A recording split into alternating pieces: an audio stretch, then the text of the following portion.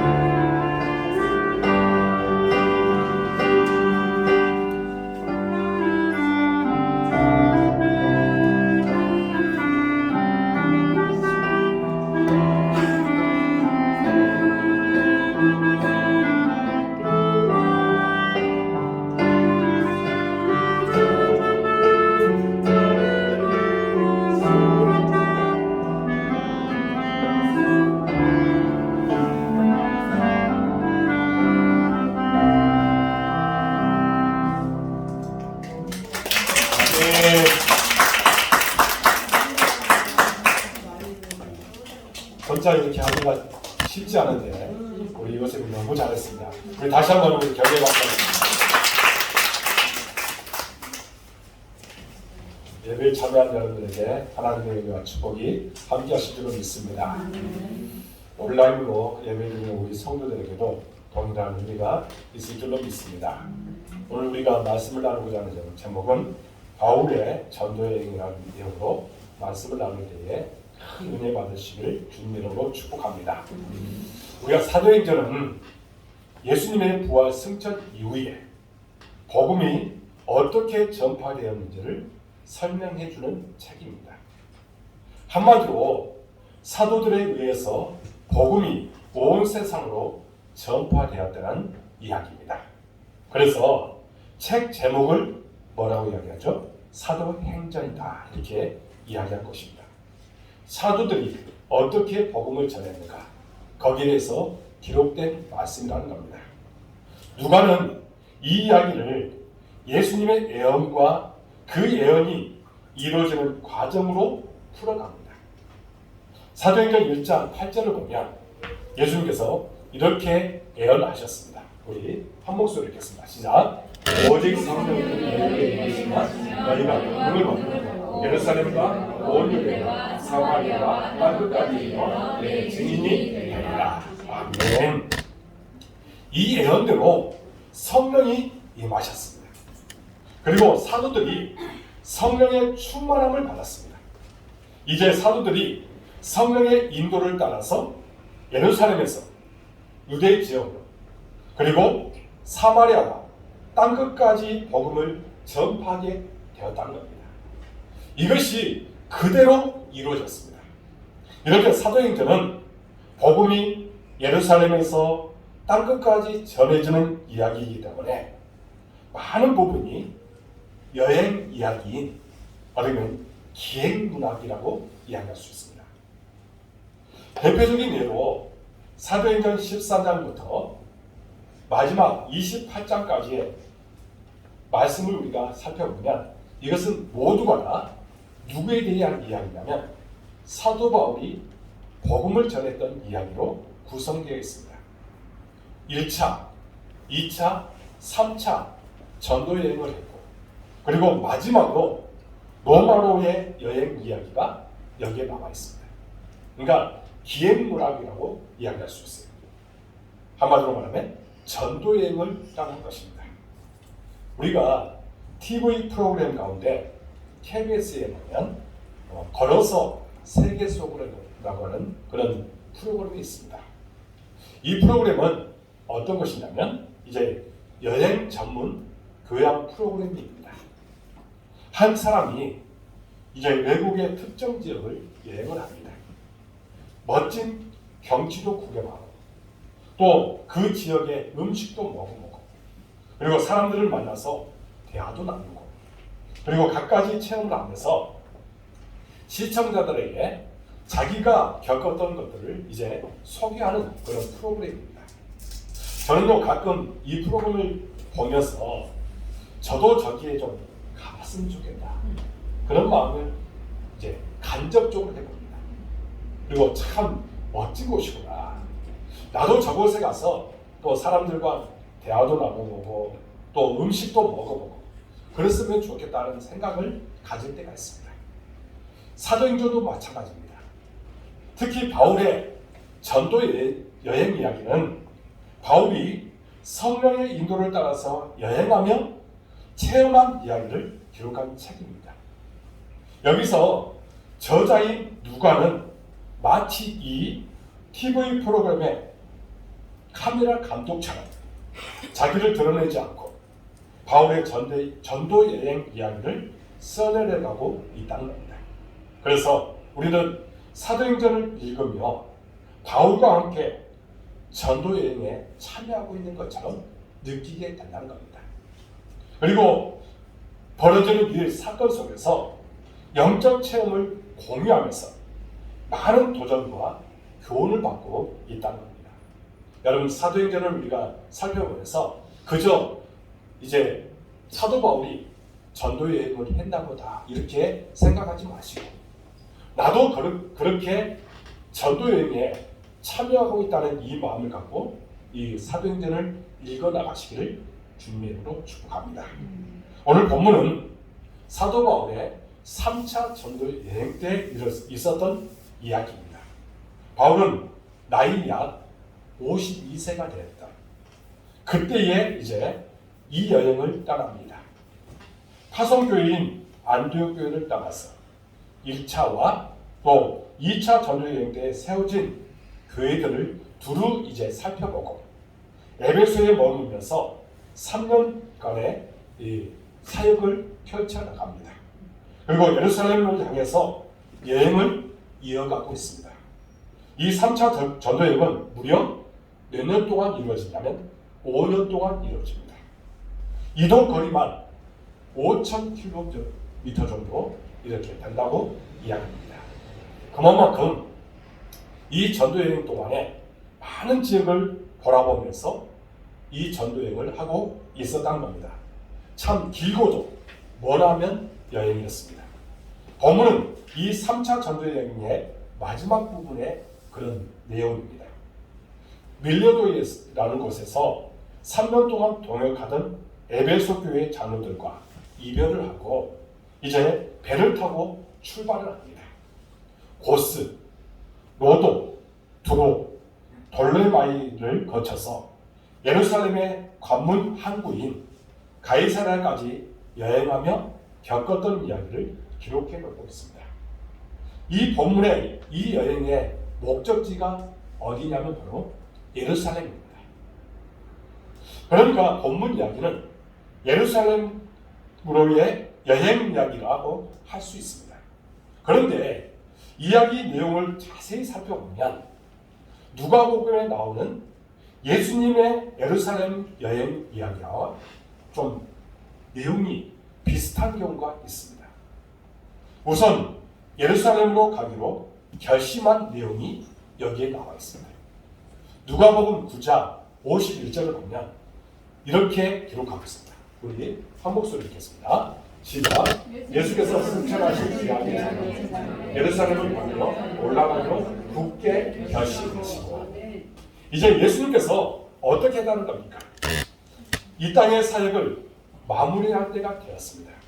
그래서 예루살렘으로 가기로 결심했다는 거예요.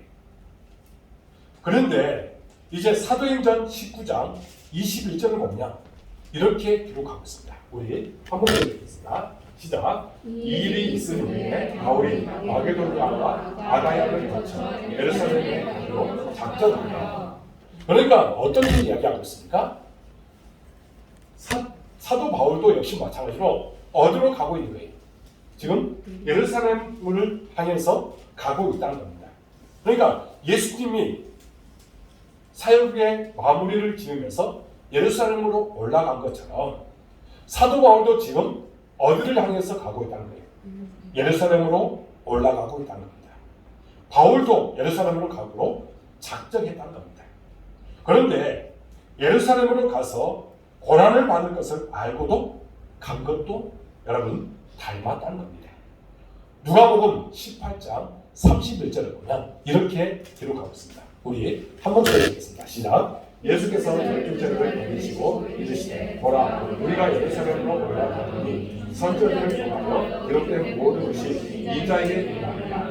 인자가 이방인들에게 넘겨져 희롱을 당하고 능욕을 당하고 침뱉음을 당하고 있으며 그들은 채찍질하고 그를 죽일 것이라. 지금 예수님이 예루살렘에 올라가면 어떤 일을 당하는가? 그곳에 올라가면 분명히 이런 일을 당할 것이라는 겁니다.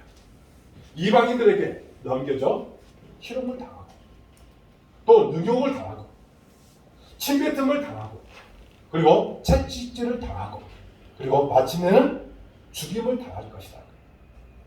이것이 이제 누가복음에 나와 있는데 사도행전에 보면 이런 내용이 나옵니다. 우리가 이제 사도행전에 오늘 13절에 보면 이런 내용이 나옵니다. 13절에 한 목소리로 읽겠습니다. 시작. 바울이 대답하되 여러분이 어찌하여 물어 내 마음을 상하게 하느냐. 나는 주 예수의 이름을 들며 결박당할 뿐이니라. 예루살렘에서 죽을 것도 각오하였다. 지금 바울이 지금 어떻게 하고 있다는 거예요? 그곳에 올라가면 분명히 고난을 당할 것이다. 그런데 그 고난 속에서 자기도 죽을 것이라고 하는 그런 마음을 갖고 그곳으로 올라가고 있다는 거예요. 죽을 각오를 하고 있는 거예요. 바울도 큰 고난을 겪고 그것을 알고 있습니다. 그리고 예루살렘으로 가려고 나서고 있다는 겁니다. 아마도 누가는 바울의 예루살렘 여행을 기록한 게 이미 누가복음에서 기록한 예수님의 예루살렘 여행을 떠올리면서 기록하고 있었던 것 같습니다. 독자들에게 바울이 예루살렘으로 가는 모습이 참 예수님을 많이 닮았다고 이야기하고 있는 거예요. 바울의 그런 모든 행적을 보니까 지금 예수님을 많이 닮아가고 있다는 것을 드러내고 있다는 겁니다. 바로 이 여행이 특별한 이유가 여기 있습니다. 성경에 참 많은 여행 이야기가 나오고 전도 여행 이야기도 많이 나옵니다. 그러나 이 여행처럼 예수님의 예루살렘 여행과 닮은 여행은 없습니다. 죽을 것을 알면서 가는 그 여행을 하고 있는 것입니다. 여러분 생각해 보십시오. 우리가 지금 예수님이 이렇게 죽을 것을 알면서 예루살렘으로 올라가고 있고 바울도 지금 여러 가지 고난을 당할 것을 알면서도 올라가고 있는데 이것은 예수님을 많이 닮아가고 있다는 것을 지금 드러내고 있다는 겁니다. 우리는 이 여행 이야기 속에서 예수님을 참 많이 닮은 바울을 우리가 볼 수가 있습니다. 그런데 바울의 사역 초기를 보면 이런 모습이 별로 없었다는 겁니다. 우리가 예를 들어서 2차 전도 여행을 시작하면서 어떤 사건이 나오냐면 이제 바나바와 많이 다투고 갈라선 것을 우리가 보게 됩니다. 그런데 이 갈라서게 된 원인이 누구예요? 누구 때문에 이 갈라서게 되었습니까? 마가 때문이었습니다. 바나바는 이제 생질인 마가를 데리고 가자. 그렇게 이제 2차 전도 여행을 하면서 그렇게 이야기합니다. 그런데 바울은 이 1차 전도 여행 때 좀 고생스럽다고 떠나가 버린 마가를 데리고 갈 수 없다. 이렇게 이야기하면서 둘이 서로 많이 다투게 되었습니다. 오늘의 자기를 있게 한 어떻게 보면 바나바와 다투고 갈라서게 됩니다. 어떻게 보면 바울의 감추고 싶지 않은 그런 모습이라고 이야기할 수 있습니다. 그러나 세월이 지나면서 바울은 점차 예수님을 닮아가고 있는 겁니다. 처음에 2차 전도여행 때까지의 사도 바울의 모습을 보면 많이 다혈질적인 그런 모습을 보였습니다. 그러나 세월이 지나면서 점차 바울이 많이 예수님을 닮아갔다는 겁니다. 그렇게 책망하고 거부하던 마가를 받아들여서 동역을 했습니다. 그리고 살아서 더 많은 일을 하려는 생각보다는 고난당하고 죽는 것이 하나님의 뜻이라면 그것까지 순종하겠다고 사도 바울이처럼 고백을 하고 있다는 겁니다. 마치 예수님께서 십자가를 지시려고 예루살렘으로 올라가신 것처럼 그렇게 하고 있다는 겁니다. 사도 바울은 예수님을 닮아가는 그 모습이 많이 비춰지고 있다는 겁니다. 여러분, 지금 예루살렘으로 올라가면 자기가 고난당할 것을 알아요. 그럼에도 불구하고 거기를 올라가고 있습니다. 이것은 예수님을 닮아가는 그 모습이라고 이야기할 수 있습니다. 돌이켜보니까 저도 사역 초기의 그런 모습을 보면 이런 모습이었던 것 같습니다. 사도 바울의 그런 2차 전도여행 때의 모습과 별반 다를 게 없는 저의 모습을 저는 발견하게 됩니다. 사역을 이제 잘해보려고 하는 욕심, 교회를 부흥시키려고 하는 그런 생각에 저도 모르게 여러 가지 제 인간적인 생각이 많이 반영되고 있는 것을 제 자신이 스스로가 돌이켜보게 된다는 겁니다. 그러면서 어떤 것이 있냐면 실수 많이 하게 되고 교인들 마음을 상하게 하는 그런 모습도 있게 됩니다. 그러면서 제가 이제 어떤 생각을 하냐, 사역도 중요하지만 예수님을 닮아가는 것이 더 중요하다는 것을 제 스스로가 깨닫게 됩니다. 사랑하는 여러분, 예수님을 잘 믿는 것은 무엇일까요? 여러분, 예수님을 잘 믿는다는 것, 그게 무엇일까요? 말씀에 순종하고 주를 위해 충성을 다하는 것, 물론 이것도 중요합니다.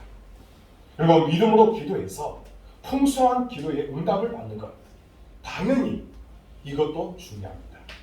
게다가 많은 사람들을 전도해서 주께로 인도하고 헌신적으로 맡겨주신 사역을 잘 감당해서 많은 열매를 맺는 것도 손꼽을 수 있을 정도로 중요합니다. 그러나 이 모든 것들을 다 이뤘다고 해도 예수님을 닮아가지 않으면 그 모든 것은 소용이 없다는 겁니다.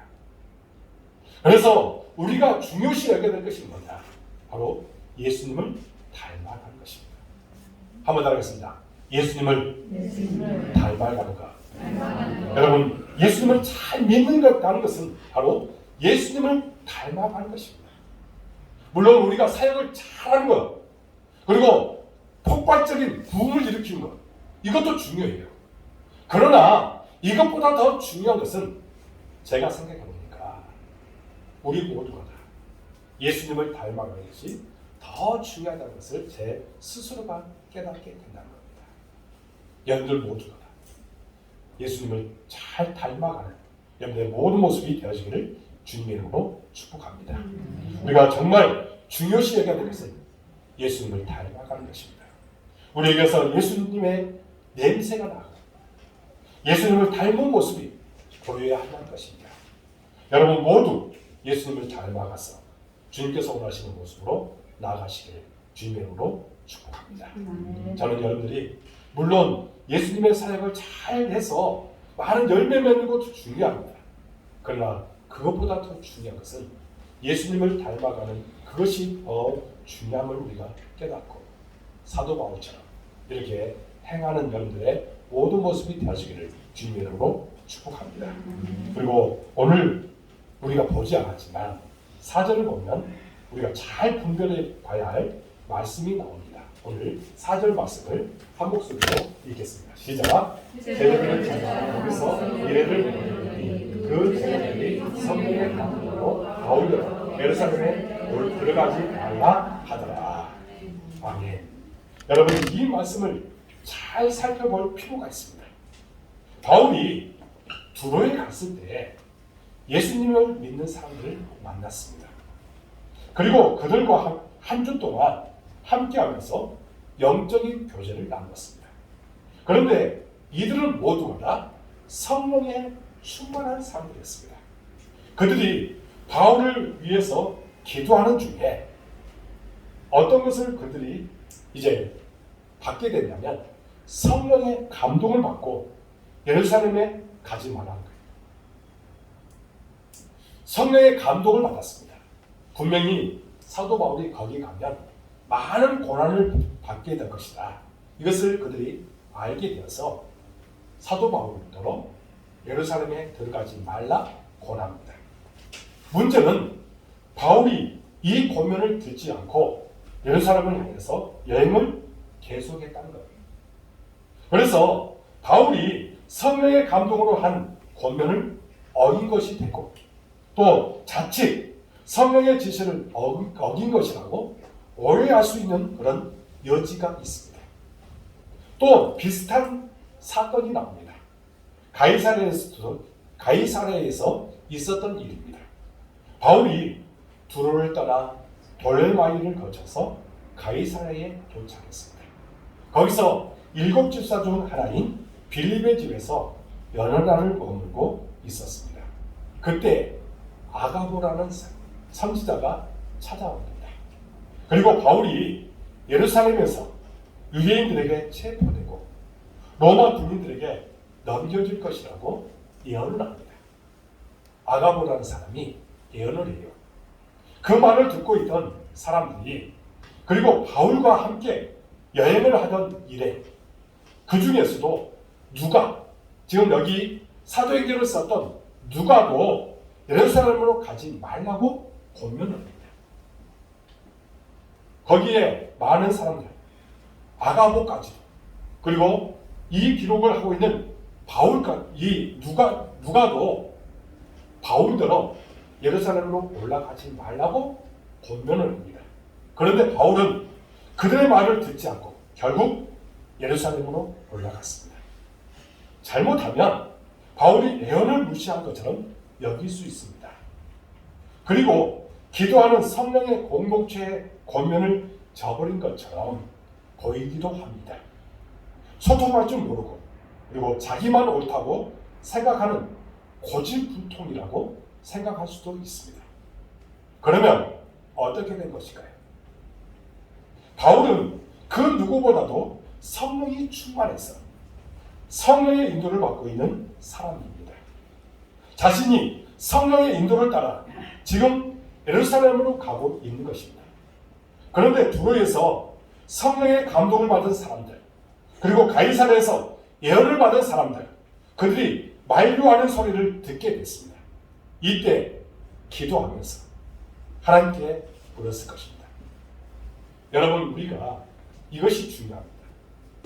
여러 가지 주변의 사람들의 만류도 듣고 또 주변의 사람들의 말을 듣기도 합니다. 그때 우리가 스스로가 판단하면 안 됩니다. 이때의 기도가 중요하다는 겁니다. 사도 바울이 아마 이때에 성령의 인도함을 받는 기도를 했을 것입니다. 그래서 바울은 성령의 감동으로 상황을 분별할 수 있었을 것입니다. 분명히 성령은 예루살렘의 여인에 큰 고난이 있을 것을 말씀했어요. 분명히 사도 바울에게도 그 말씀을 주신 것입니다. 이것은 바울도 들었고 성령의 감동을 받은 두로의 형제들, 그리고 예언의 말씀을 들은 가이사랴의 그 형제들도 다 들었습니다. 그러나 성령은 한 번도 고난이 있으니 예루살렘으로 올라가지 말라 이렇게 한 적은 없습니다. 예루살렘으로 분명히 올라가지 말라 이렇게 사도 바울에게 만류한 적이 없어요. 저들이 만류한 것은 바울을 위해서 인간적인 생각으로 한 것일 뿐입니다. 그래서 바울은 저들의 만류에도 불구하고 예루살렘 여행을 강행하고 있다는 겁니다. 저는 여기서 바울의 이 냉철한 분별력에 크게 도전을 받습니다. 냉철한 분별력이 그에게 있었다는 겁니다. 지금 예루살렘으로 가면 자기가 큰 고난을 겪을 것이고 자칫 죽을 수도 있다는 것을 알았습니다. 자기도 성령의 감동으로 알았고 여러 사람들이 성령의 감동으로 또 예언하는 사람 것으로 확인까지 했습니다. 그래서 저들이 그렇게 눈물로 가지 말라고, 눈물까지 흘리면서 사도 바울에게 이렇게 이야기합니다. 가지 말라고 이렇게 이야기합니다. 자칫 마음이 약해질 수 있는 그런 상황입니다. 여러분 생각해 보십시오. 지금 내가 저에게 저기 어떤 지역에 가서 전도하면 분명히 너가 죽을 것이다 이렇게 이야기하면 제 마음은 어떻겠습니까? 망설일 거예요. 아마 여러 가지 핑계를 대면서 아마 가지 않을 거예요. 그런데 사도 바울은 분명히 예언을 하고 있습니다. 자기도 그런 소리를 들었어요. 그러면 자칫 어떤 마음이 들겠습니까? 약한 마음이 들어요. 이런 핑계에 참 잘됐다. 이런 상황에 내가 거기 안 가면 더 낫지 않을까? 이런 생각도 들을 것이고, 그리고 어떤 판단을 하게 되냐면, 이 사람들이 지금 기도하고 나서 또 예언의 말씀을 들었으니까 이것이 하나님의 뜻인가 보다 하면서 사도 바울이 가지 않아도 별반 주변에 비난을 받을 여지도 없습니다. 생각해 보십시오. 주변 사람들이 권면도 했고, 여기 이 기록을 하고 있는 누가도 지금 권면하고 있으니 핑계를 대고 안 가도 됩니다. 그런데 어떻게 하고 있습니까? 냉철한 분별력을 하고 있다는 겁니다. 여기서 바울의 흔들리지 않는 분별력을 우리가 볼 수가 있다는 겁니다. 바울은 어린처럼 차가운 영적 분별력으로 성령의 말씀과 사람의 말을 분별해 냈다는 겁니다. 하나님의 뜻과 사람의 바람을 분별해 냈습니다. 그래서 흔들리지 않고 모두가 눈물로 막을 때에 혼자서 가겠다고 자리를 박차고 일어나게 된 것입니다. 우리가 이것을 배워야 합니다. 사람들의 말에 흔들리지 않는 분별력을 가져야 된다는 겁니다. 상황에 따라 흔들리지 않는 분별력을 배워야 한다는 겁니다. 특별히 자기 마음의 욕망과 감정의 변화에 따라 흔들리지 않는 분별력을 배워야 된다는 겁니다. 그런데 자꾸 자기의 소리가 높으니까 흔들리는 거예요. 우리가 왜 흔들리냐? 자기 소리가 너무 높습니다. 자기 생각이 더 높습니다. 우리 복된교회 성도는 자기의 생각이 아니라 성령의 생각, 성령의 이끌림을 받아 바르게 분별할 수 있는 여러분들의 모든 삶이 되시기를 주님의 이름으로 축복합니다. 저는 여러분이 이런 영적인 분별력을 가졌으면 좋겠습니다. 냉철한 분별력을 가졌으면 좋겠습니다. 영적 분별력을 가지고 이것이 진정 내 생각인지 아니면 하나님의 생각인지 그것을 잘 한번 분별해 보시고 하나님께서 원하시는 그 길을 따라갈 수 있기를 주님의 이름으로 축복합니다. 사도 바울은 분명히 알았습니다. 예루살렘에 가면 자기가 죽을 수도 있고 고난을 당할 것을 분명히 알았습니다. 그럼에도 불구하고 예루살렘으로 올라간 이유가 뭐예요? 그것은 하나님의 뜻을 먼저 생각하게 됐다는 겁니다. 알고 있음에도 불구하고 갔다는 것은 하나님의 뜻을 먼저 생각한 거예요. 그러므로 여러분들은 연들의 생각이 앞서지 마시고 하나님의 생각에 순종할 줄 아는 여러분들의 모든 모습이 되어지기를 주님의 이름으로 축복합니다. 저는 우리 복된교회 성도들은 자꾸만 내 생각에 휘말리지 않기를 바랍니다. 자꾸만 우리는 어떻게 해요? 내 생각을 앞세울 때가 많아요. 그러다 보니까 하나님께서 원하시는 그 길을 따라가지 않아요. 왜 우리가 기도하지 않습니까? 내 생각이 앞서기 때문에 기도하지 않는 거예요. 왜 하나님의 일에 충성을 다하지 못하는 거예요? 내 생각이 앞서기 때문에. 여러분들은 모두가 하나님께서 원하시는 그 길을 따라갈 수 있기를 주님의 이름으로 축복합니다. 이제 본문 13절 말씀을 우리 한 목소리로 읽겠습니다. 그리스도인이라면 대부분의 사람이 마음에 새겨야 할 말씀입니다. 우리 한 목소리 읽겠습니다. 시작. 바울이 대답하되 여러분이 어찌하여 물어 내 마음을 상하게 하느냐. 나는 주 예수의 그리스도를 믿어 열방당할 뿐 아니라 예루살렘에서 죽을 것도 나도 하려구나. 아멘. 바울은 예루살렘에서 죽을 수도 있다는 것을 알면서도 지금 이 여행을 하고 있다는 것입니다. 한마디로 무슨 각오의 모습인가요?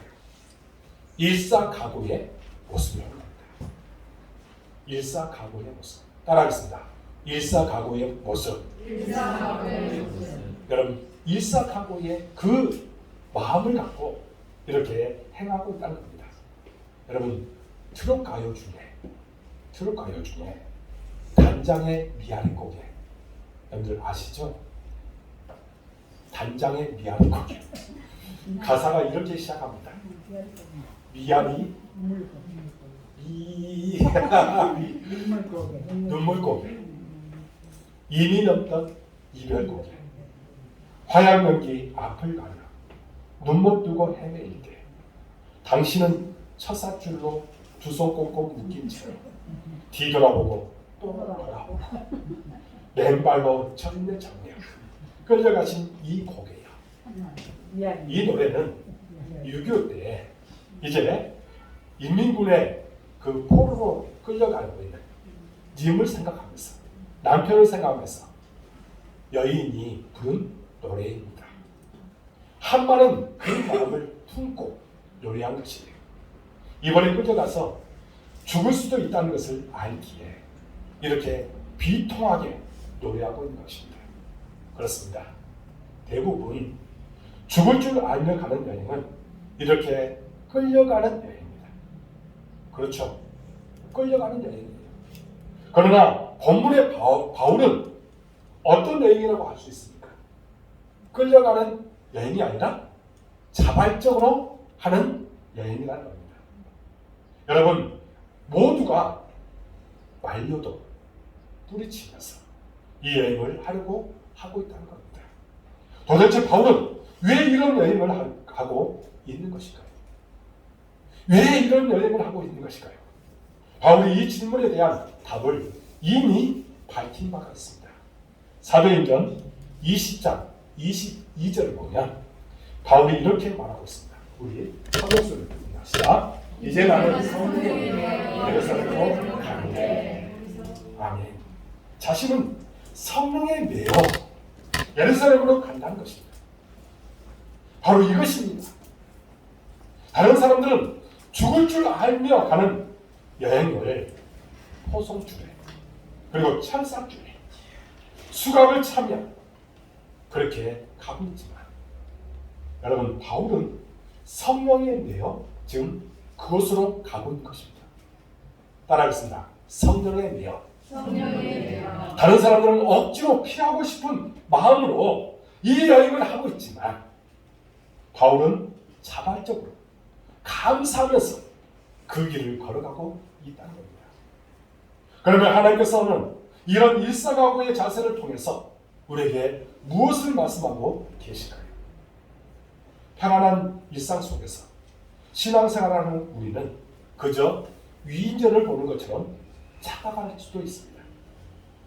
사도 바울의 그 모습을 보면서 위인전처럼 그렇게 우리가 생각할 수도 있습니다.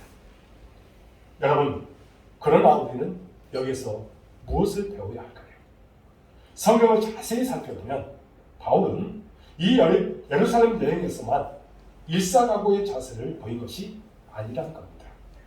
평상시 선교 현장에서도 이 자세를 보여왔습니다. 한마디로 말하면 늘 자기의 유익을 구하기보다는 주를 위해서 주님의 교회의 유익을 위해서 살아왔다는 겁니다. 고린도전서 10장 23절을 보면 이런 내용이 나옵니다. 우리 한 목소리로 읽겠습니다. 시작. 모든 것이 강하고 모든 것이 유익한 것은 아니요 모든 것이 강하고 모든 것이 벌스러운 것이 아니니. 여러분 그리고 나서 31절을 보면 이렇게 말합니다. 함께 읽겠습니다. 시작. 너희가 무엇든지 마시든지 무엇을 하든지 다 하나님의 영광을 위하여.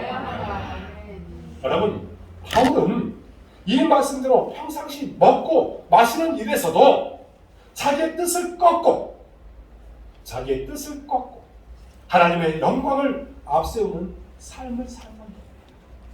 이것이 일상에서의 일사각오의 정신이었다고 말할 수 있다는 겁니다. 여러분 일사각오 하면 누가 제일 먼저 떠올라요? 네? 주기철 목사님이 떠오를 것입니다. 여러분 일사각오의 그 정신 이것은 어떻게 보면 주기철 목사님의 그런 행적을 우리에게 말씀하고 있다는 겁니다. 그런데 일제의 혹독한 박해 시기에 이 일사각오의 자세를 가지고 신사참배를 강하게 거부했고 그리고 순교하신 분이 바로 이 주기철 목사님입니다. 그런데요, 이분은 평소에도 늘 그런 자세로 살아왔답니다. 신학교를 졸업하고 나서 이제 자기가 원하는 목회지를 찾은 것이 아니라 하나님께서 보내시는 곳을 먼저 생각하고 그것을 찾았대요. 그리고 이분이 부산 천안교회를 담임하고 있었답니다. 그런데 이곳은요, 이제 아주 부흥하고 있던 그런 교회였습니다. 그런데 어느 날 마산 문창교회의 소식을 듣게 됐습니다. 이 교회는 이제 여러 가지 어려움을 겪고 있는 그런 교회였습니다. 분열되기도 하고 또 일제에 취하였다 보니까 여러 가지 어려움 가운데 있는 그런 교회였습니다. 그런데 주변의 많은 목사님들이 주기철 목사님에게 고면을 하면서 이 교회에 부임해서 좀 이것을 수술 좀 하겠다고 그렇게 부탁을 한 겁니다. 그러자 다른 지금 부산 초랑교회 막 교회가 부흥하고 있고 많은 사람들이 따라오는 그런 상황이었는데 그것을 과감하게 이제 사임을 하고 마산 문창교회에 부임해서 그 교회를 이제 정상적인 교회로 만들게 되었답니다. 그러면서 이 목사님은 늘 생각하는 것이 뭐냐면 하나님께서 원하시는 그 목회, 하나님께서 가라고 하면 가고 가지 말라면 가지 않고 그렇게 살아왔다는 겁니다. 저는요 이분의 이런 것을 보면서 제 자신이 얼마나 부끄러운지 모릅니다. 저는 편한 교회 또 큰 교회 이런 것을 꿈꾸고 있었던 그런 것을 보면서 제 마음에 회개하는 마음이 들더라고요. 그러면 왜 이런 마음으로 살았을까요? 아마 이 사람은 하나님의 나라를 맛보았기 때문입니다. 하나님의 나라를 맛본 사람은 세상 것이 부럽지 않는 것입니다. 여러분 생각해 보십시오. 세상 것이 부러운 이유가 뭡니까? 그것은 세상적인 방법을 우리가 생각하기 때문입니다. 여러분, 이 주기철 목사님이나 사도 바울이 어디를 바라봤기 때문에 이런 마음을 갖고 이제 목회를 하고 선교여행을 하게 됐습니까? 하나님의 나라를 늘 바라보고 천국의 그 꿈을 꾸고 살았기 때문에 이 모든 것이 가능했던 것입니다. 제가 어느 순간부터 사람들이 뭐 빌딩을 짓고 그것이 부럽지가 않더라고요. 물론 큰 목회 이것도 저는 생각하고 있지만 그러나 어느 순간부터 그것이 부럽지 않습니다. 여러분들과 함께 목회하고 있다는 것이 얼마나 행복한지 모릅니다. 이것을 가지고 함께 더불어서 행복을 나누겠습니다. 또 우리가 뭐 이렇게 신앙생활을 하다 보면 하나님께서 이것을 기쁘게 받아주실 줄로 믿습니다. 저는 그런 마음으로 목회하고 있습니다. 여러분 일사각오의 마음, 일사각오의 그 정신을 가지고 우리가 살아가기에 하나님께서 놀라운 일을 허락하여 주실 줄로 믿습니다. 사랑하는 여러분, 우리가 순교할 때가 찾아온다면 성령에 매여서 일사각오의 자세로 순교할 수 있을 것입니다. 그러나 평안한 시기, 일상 속에서도 일사각오의 자세를 가지고 살아야 할 줄로 믿습니다. 그것은 바로 내가 원하는 삶을 내려놓고 내가 원하는 삶을 내려놓으라는 겁니다. 그리고 하나님께서 인도하시는 대로 우리가 순종하며 나아가라는 겁니다. 내 영광을 구하기보다는 하나님의 영광을 구하는 삶을 살아내라는 겁니다. 여러분 모두가 이렇게 살았습니다. 하나님의 거룩한 사람이 될 수 있기를 주님의 이름으로 축복합니다. 기도하겠습니다. 하나님 아버지 감사합니다. 오늘 말씀을 통해서 귀한 은혜를 깨닫게 해주시고 우리가 어떤 삶을 살아야 될 것인지 말씀을 통해서 도전을 주셨사오니 우리는 이 말씀대로 실천하며 나가도록 인도하여 주옵소서. 냉철한 분별력을 갖게 하여 주옵소서.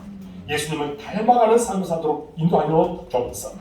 일사각오의 자세를 가지고 이 땅에서 하나님의 뜻을 나타내는 우리의 심령이 되도록 인도하여 주옵소서. 모든 것을 주님께 엎드려갖고 예수 그리스도의 이름으로 간절히 기도하옵나이다. 아멘.